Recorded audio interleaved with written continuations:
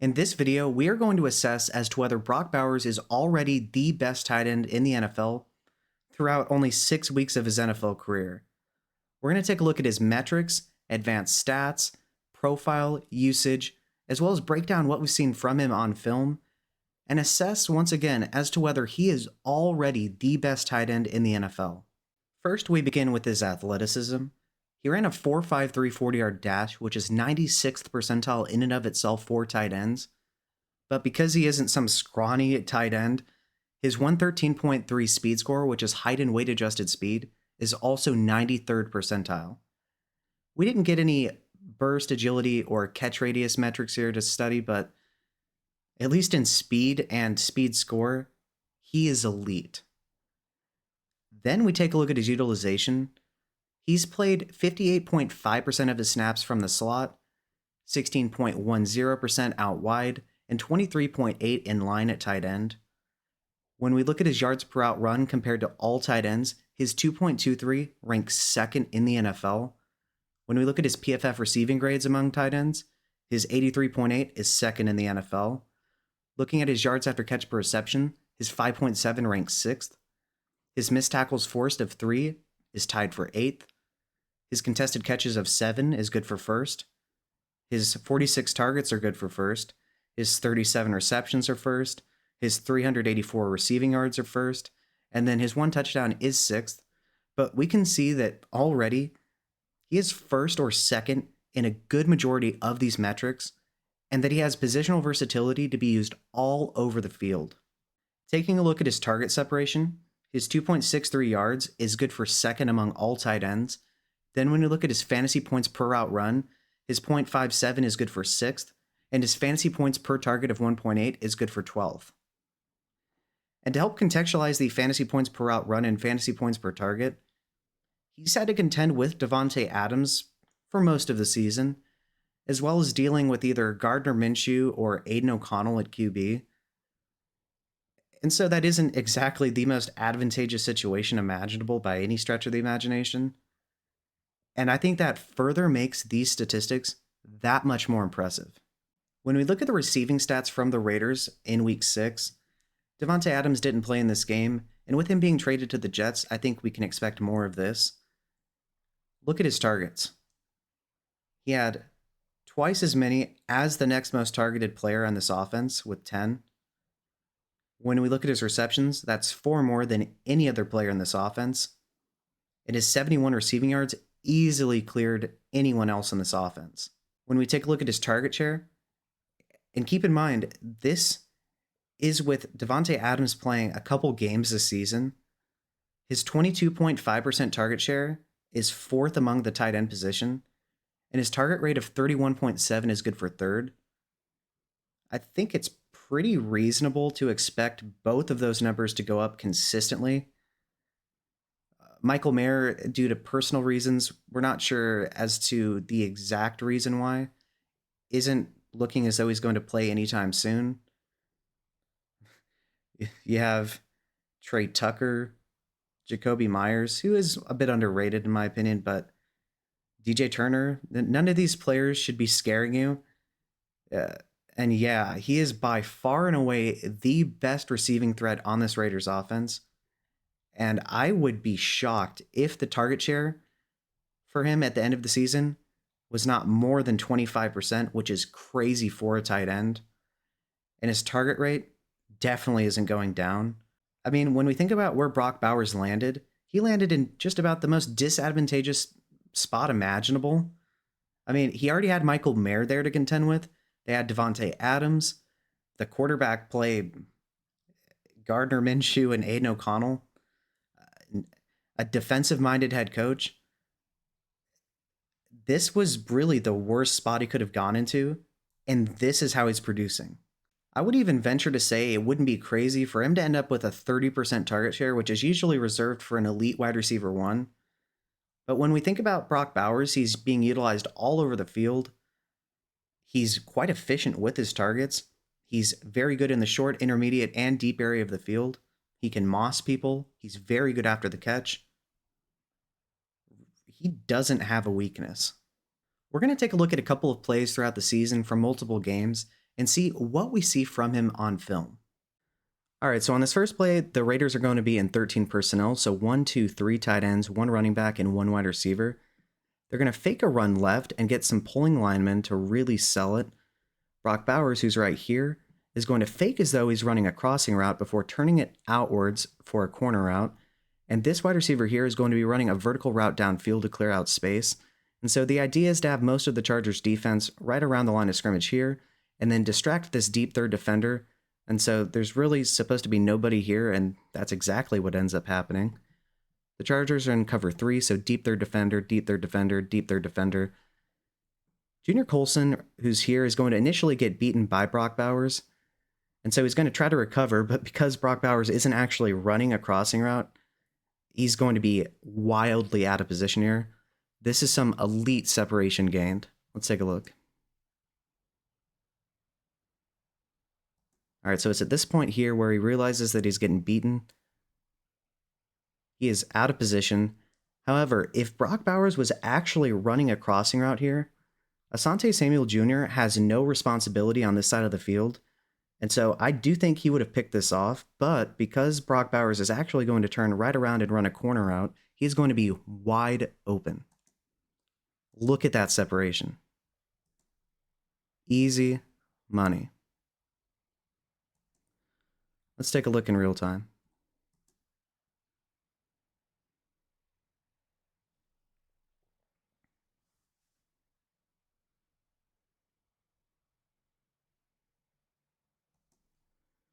I really like the route running displayed here by Brock Bowers, and the play call is absolutely amazing. All right, so this is actually a very similar play to the one I just showed you, but they're in a different personnel package. So you have 1, 2 tight ends, 2 wide receivers, and 1 running back, and so this is 12 personnel. They motion this wide receiver into the flanker position here. He is going to be running this way at the start of the snap to distract the Ravens defense going this way. They're going to get more fake run action to the left, and so they're going to have their line go this way as well. Davante Adams is going to clear out space by running a vertical route downfield, and that leaves Brock Bowers, who's right here, to fake as though he's running a crossing route once again before turning it into a corner route. The Ravens are going to be in cover 4, and so deep fourth defender, deep fourth, and deep fourth. Just like before, there is going to be nobody in sight. Let's take a look.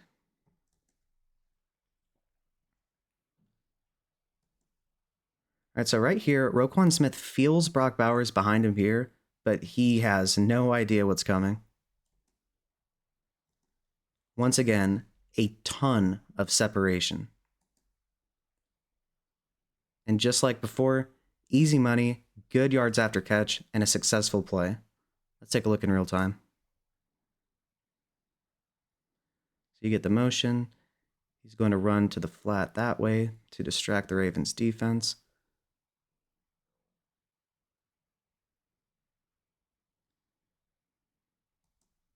I really like the twist on that concept.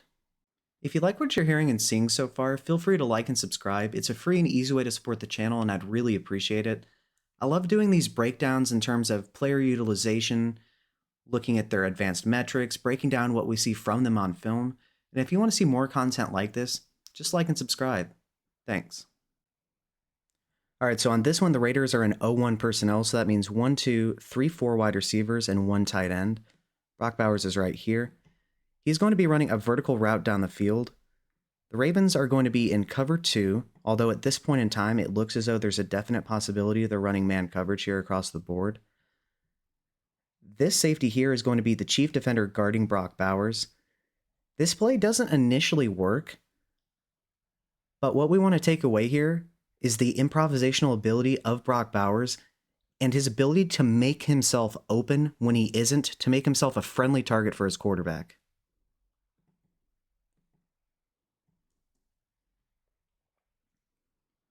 All right, so one-on-one with the safety, but Gardner is being pressured by the Ravens defense there, and so he's not going to have time to find him. However, he escapes the pocket. Brock Bowers at this point is turned around, so he sees that he's in trouble, and so he's going to try to make himself available, which he does. Makes the catch. Isn't able to score, but still Very tough after the catch to almost get in the end zone there. Very impressive overall.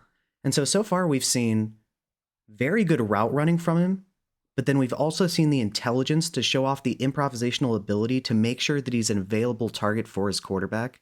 And so let's take a look in real time.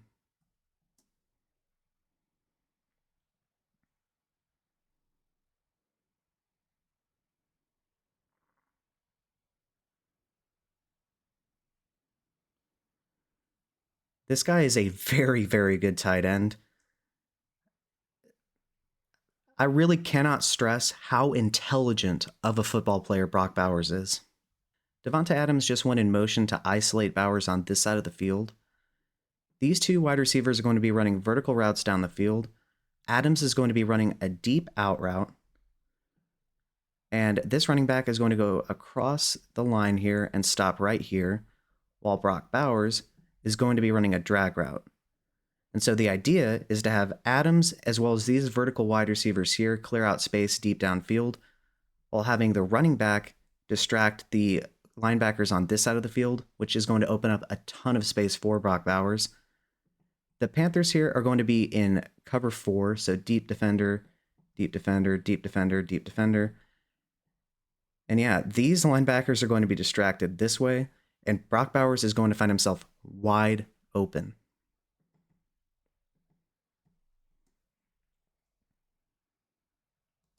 Look at that separation. There is nobody anywhere. There is nobody within 10 yards of this man. Then notice the juke move. He broke that dude's ankles, gets directly downfield. This guy is so good at everything he does. If I had to compare him to somebody, I would really say George Kittle. Oh my goodness. Let's take a look from the top.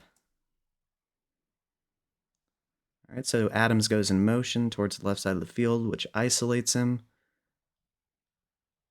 Tons of separation. Turns directly upfield, jukes the guy out of his shoes. Tons of yak. He's a very tough and intelligent football player, and he's doing things that rookie tight ends hardly ever do.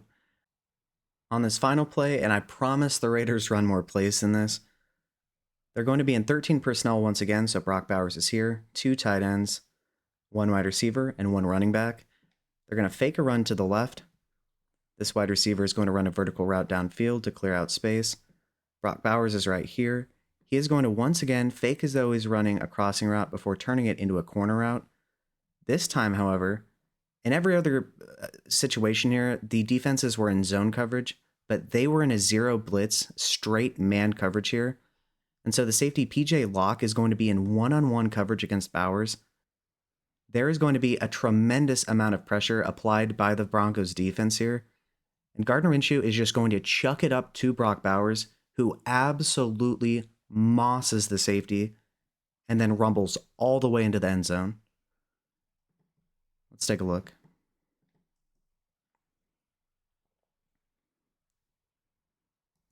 All right, so at this point, the pressure is really coming in. He is just going to chuck this up to Brock Bowers.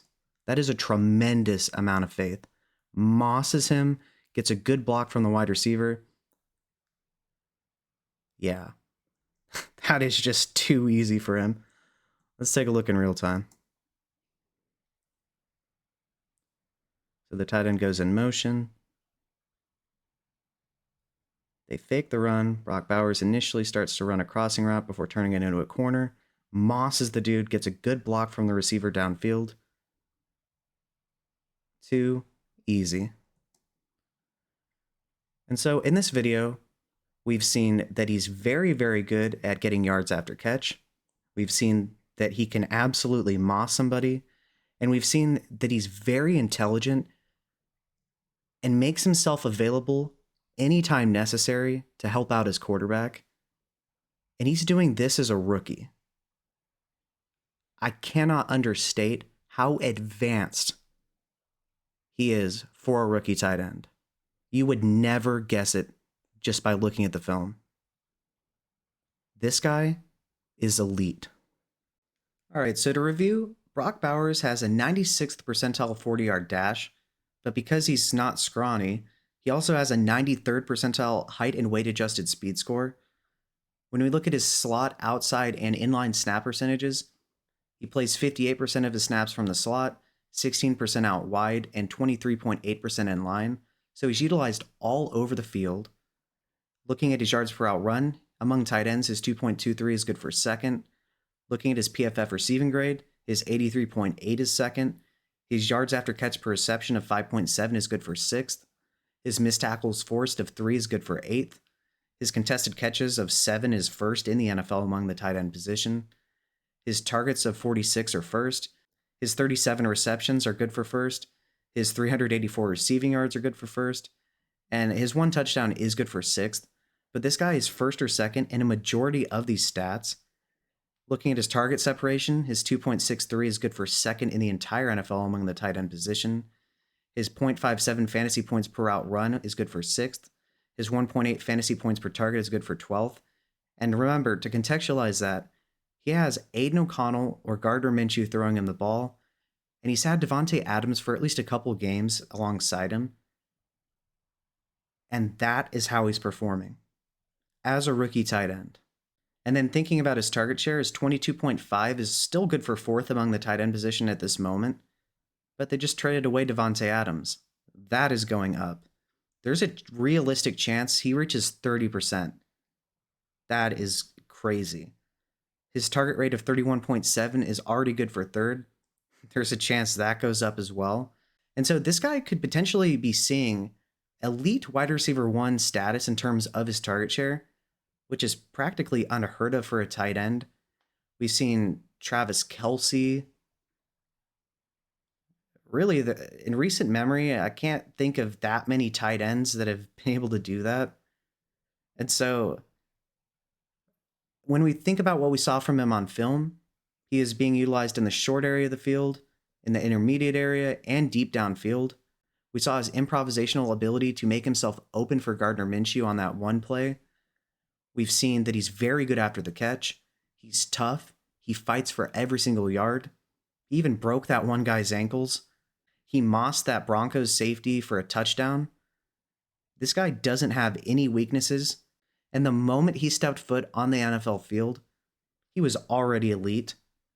And so when we combine all these factors together, it's my own personal opinion at least, that Brock Bowers is already the best tight end in the entire NFL. But what do you think? Do you think that he is? Do you think somebody like, say, George Kittle is potentially the best tight end? Let me know below in the comment section and let me know why. With that being said, if you like what you've seen and heard in this video and you want to see more content like this, just like and subscribe. It's a free and easy way to support the channel and I'd really appreciate it. Thanks.